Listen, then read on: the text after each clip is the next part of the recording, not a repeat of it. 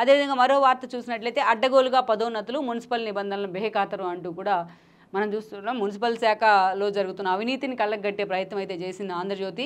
Service rules మార్చి ఏడీలుగా పదోన్నతులు ఇస్తున్నారు. ఎన్నికల ముందు హడావిడిగా ఈ సన్నాహాలు చేస్తున్నారు. మున్సిపాలిటీల్లో పనిచేసే అధికారులకే ఛాన్స్. ఒక్కొక్కరి నుంచి కూడా పదోన్నతులు ఇచ్చినందుకు వాళ్ళకి ట్రాన్స్ఫర్సో లేకపోతే వాళ్ళకి ప్రమోషన్సో ఇచ్చినందుకు ఒక్కొక్కరి దగ్గర నుంచి 5 నుంచి 10 లక్షలు వసూలు చేస్తున్నారు. పురపాలక శాఖలో ఉన్నతాధికారి ఆధ్వర్యంలోనే ఇది జరుగుతోంది. ముడుపుల కోసం ప్రధాన రీజనల్ ఆఫీసుల్లో పనిచేసే వారికి అన్యాయం జరుగుతోంది అంటూ కూడా అదే ఎన్నికల కోడ్ కూయక ముందే వీలైనంతగా సొమ్ము చేసుకుంటున్నారు. వన్స్ కోడ్ వచ్చిన తర్వాత ప్రమోషన్స్కు ట్రాన్స్ఫర్స్కి అవకాశం అయితే ఉండదు.